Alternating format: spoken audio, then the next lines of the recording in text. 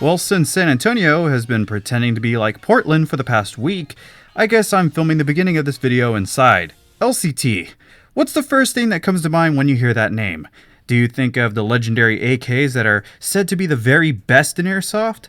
What about their very beautiful RPD that could be considered too mature of content to enjoy in public? What about these enormous magazines? Well, whoever first pictured this thing when someone mentions LCT Airsoft? After my ENL review, I got so many requests for an LCT Airsoft review, and oh boy, do I have one over a gun that nobody asked for. This review is how instead of going to Mars, we just land on the moon again. It's cool, but it's not what we wanted. Well, today I get the chance to review the LCT SR3M, the weird little replica of the Russian rifle that I was surprised was even sent to me by Airsoft GI, where you can pick one up for about $300, which is pretty reasonable for what this little updated ASVAL is. There's a lot to like here, and a lot of solid construction to cut my fingers apart on, but first we'll begin where we always do, with the unboxing. This begins with a pretty standard cardboard box with graphics all around it and some stickers slapped onto it to indicate what's inside. Flipping the top up, we can see the sealed manual that shows an exploded view of the gun and gives a nice little parts list. That's pretty useful, and I'm sure there's more information inside this bag, but I won't rip this open since this isn't exactly my gun. After throwing off this cardboard layer, we see the SR3M itself and its very lightweight plastic 50 round mid-cap magazine. This magazine, like I said, is lightweight at just about over a pound, and it looks really good like most LCT magazines do. Around the trigger guard of the SR3M would be the last piece of packaging. Now, is it bad that the first thing I think about whenever I see this around the trigger guard is the tag that you get on a pair of Timberlands? It's a nice touch that I remember seeing on my LCT G3 whenever that was sent to me. Okay, so the LCT SR3M Vicar I think that says? It comes in at about 7 pounds of steel and plastic, with the plastic parts being the pistol grip, the foregrip, and the handguard. Everything else that I could find and see was made from steel, including the outer barrel, folding stock flash hider, dust cover, and so on. Even the dust cover release button is made from steel. This makes the LCT SR3M a super sturdy build with no wobbly parts besides the foregrip, but not by much. And just like the ENL AK-74 that we went over last time, the rear sling loop is so solid when it comes in that you have to break it in so it will swivel properly. At the barrel's end, we had the steel flash hider with the US regulated orange tip painted on. It is nice to see a 220mm long 6.02 Type bore inner barrel running all the way to the end inside the flash hider, and that these use the same threads that can be found in the PBS-1 suppressor or on the proprietary model that LCT offers, which are also made from steel. Those add-ons will add a bit more weight to this already 7-pound steel replica, so I'd ask anyone if that's really worth it. This button underneath will be needed to make sure that the suppressor stays in place, by the way. These threads aren't 14mm counterclockwise, but then again, I like the size of this gun already the way it is. But if you'd really like to, then underneath the flash hider you'd find 14mm counterclockwise threads for other standard muzzle devices and suppressors. Behind the flash hider itself, we then have the front sling loop that will work together with the rear sling loop that can easily hold up the weapon's weight. Then below, the foregrip release button can be found. The grip itself is spring-loaded to go back into the upward position against the outer barrel, so you'll need to physically push the grip in place so it can lock properly. Then when you're done with it, just push the grip forward a bit and push the release in for the grip to spring back up. That would then lead us to the plastic handguard. There's nothing all too special with this handguard, but it's textured nicely in my opinion. For battery storage, battery storage is not plentiful, my hard basing friends.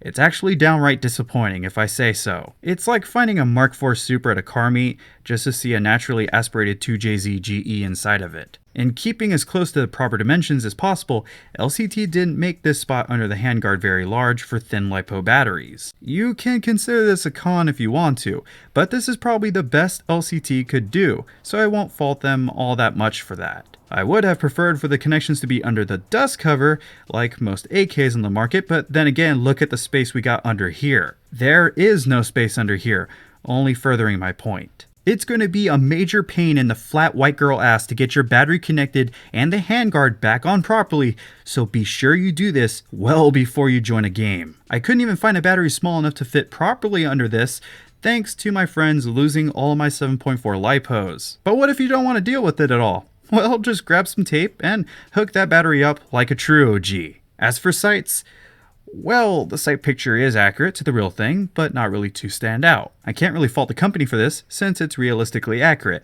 but then again, this is Airsoft we're talking about.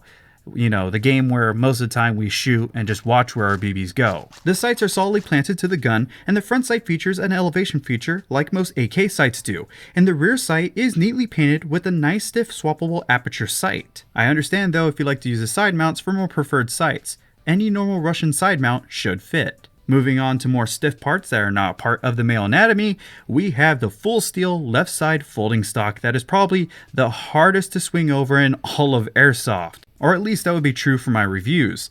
Even my real Galil stock isn't this hard to pull over. When deployed by using this latch to release it from the body, the stock won't offer much for comfortability. It's a cold steel stock that won't care about your feelings. This stock doesn't wobble, creak, bend, fold unless you hit this stiff button, or come with many round edges, so please don't slice your fingers up handling this gun. The name I would give this LCT so far would be Stiffy. The only real thing that could use a bit of, dare I say, stiffening was the pistol grip.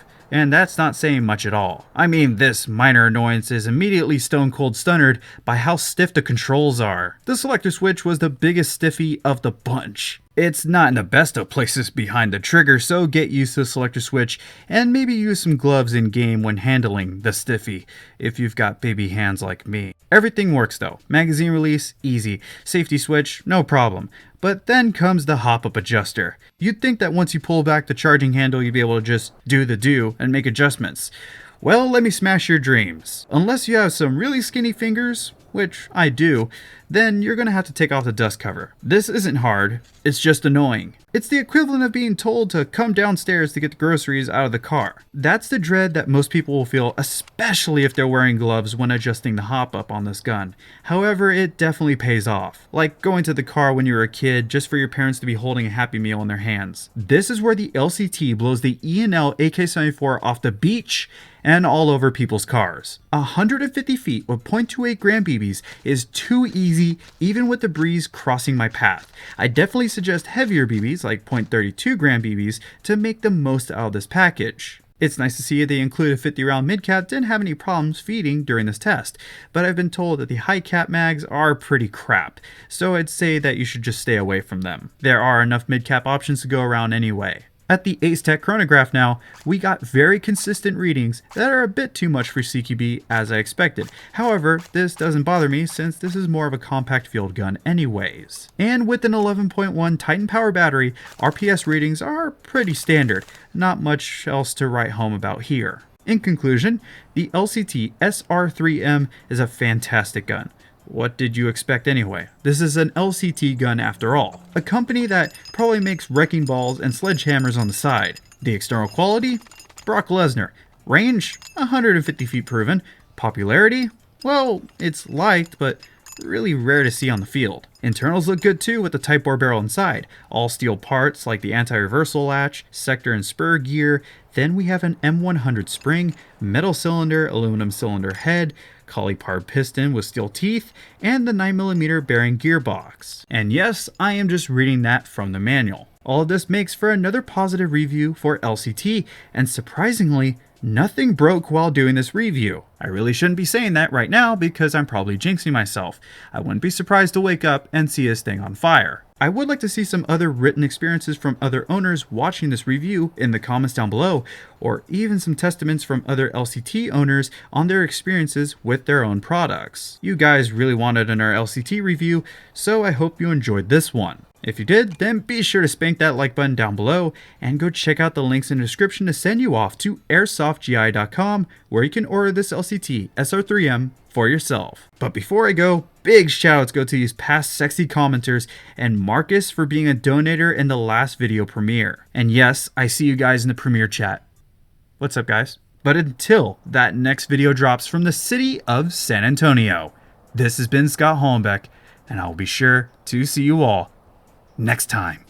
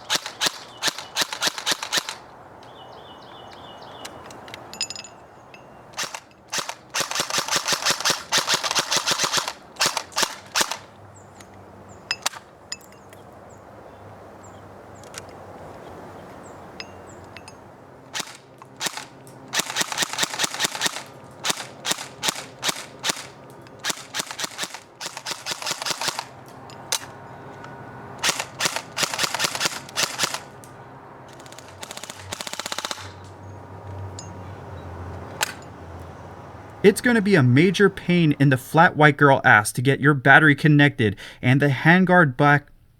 It's going to be what? So excuse me? And your flat white ass.